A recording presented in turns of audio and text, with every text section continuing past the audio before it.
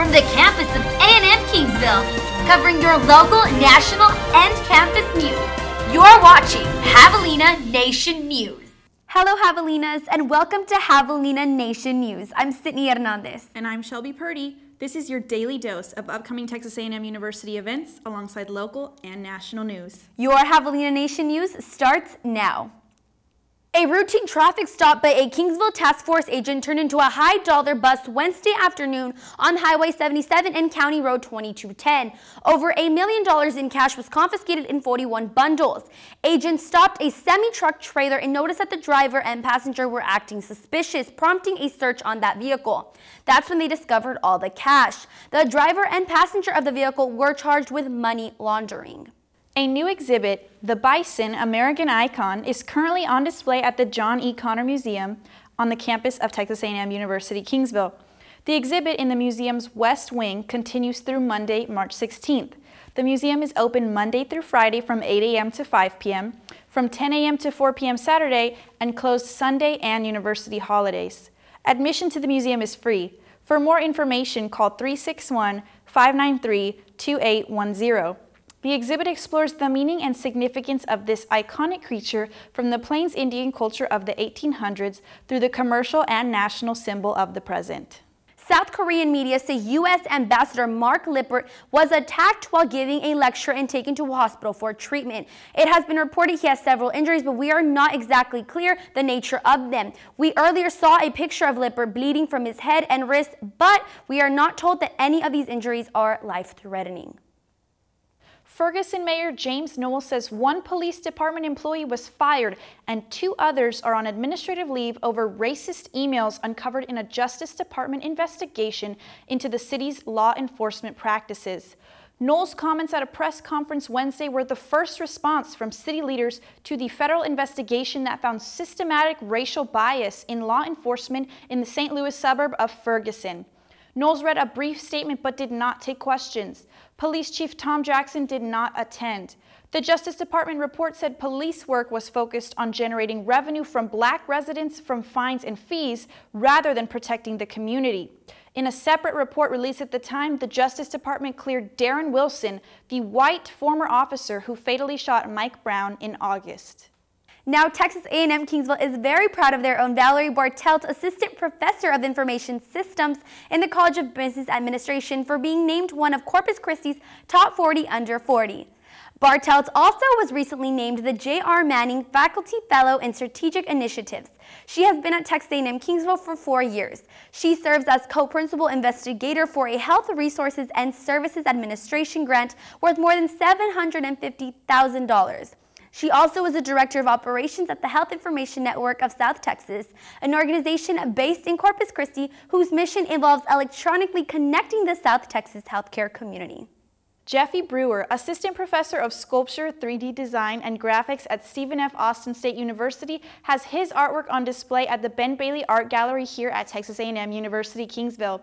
The exhibit Hypnagogia is here until March 20th and will feature drawings and sculptures with one large metal piece that is installed outside of the art gallery.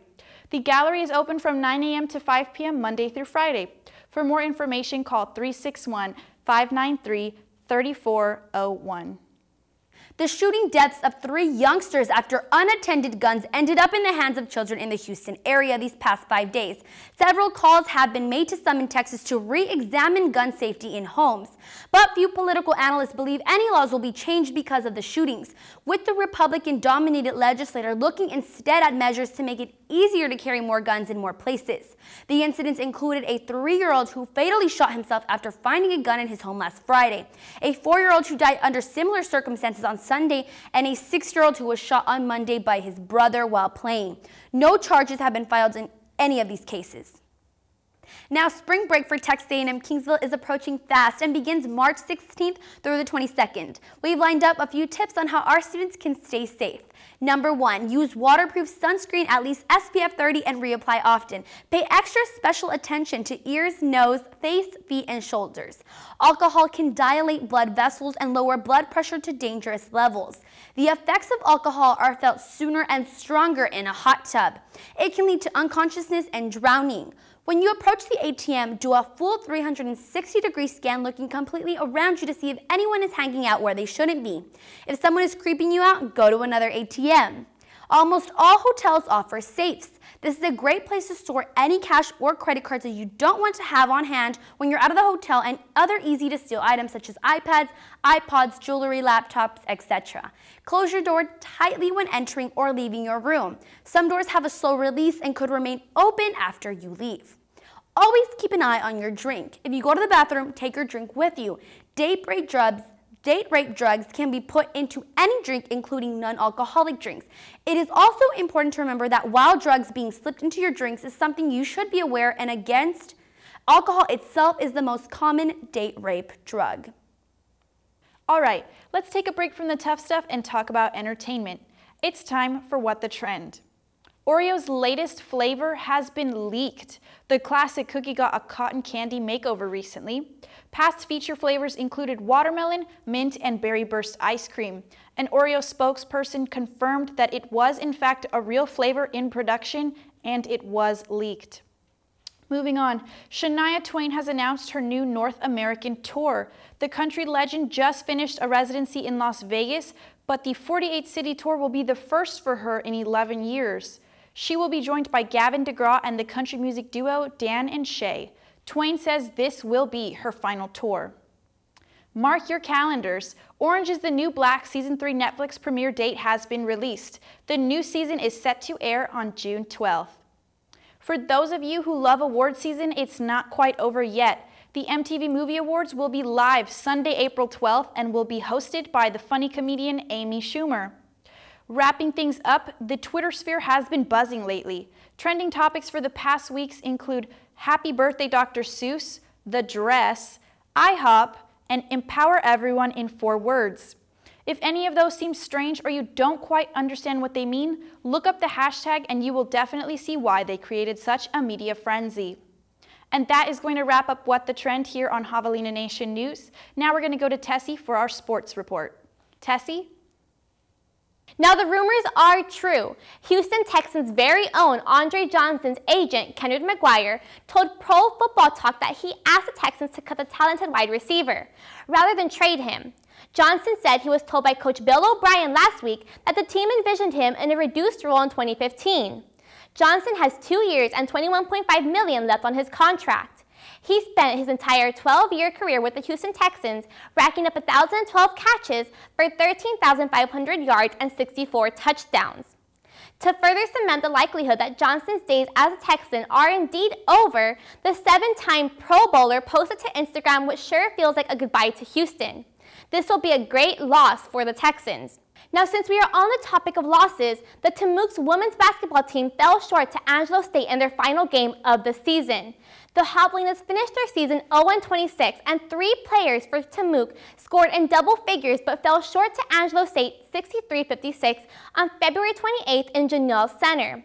Micah Weaver led the Javelinas with 12 points, while Lauren J. and Michelle Wagner added 10 and 11 respectively. The Javelinas finished a historic season as they became just the 3rd team in the history of the LSC to not come away with a victory. Temuc also set a school record for losses in a season. Both the men's and women's Texas A&M track and field teams finished in 3rd place at the LSC Indoor Championships held in Lubbock, Texas. The men had 124 points while the women had 102 points. Taking the 400-meter dash for the 2nd straight year was Amber Perry. Her time of 54.95 seconds set a school and conference championship record. On the men's side, Michael Idziak claimed his 3rd consecutive 800-meter title as he crossed the line in 1 minute 52 seconds. Idziak also set a school record by 7 seconds in the mile with a time of 4 minutes 18 seconds. Lutello Boyce leads Division II in the long jump with a school and conference record of 25 feet. Boyce captured the title at the conference championships with the meet record distance. For athletes that qualify, their next indoor meet is the NCAA Championships that will be held March 14th and 15th in Birmingham, Alabama. The rest of the team will start the outdoor season in Corpus Christi, Texas in the Islanders Open. Well, we've reached the end of the Javelina Nation News. In preparation for spring break, we just want to let everybody know that the weather for this upcoming week is going to be in the low 60s and high 70s. I'm Sydney Hernandez. I'm Tessie Ledesma. And I'm Shelby Purdy. Dedicated. Determined. Dependable. Thanks for watching.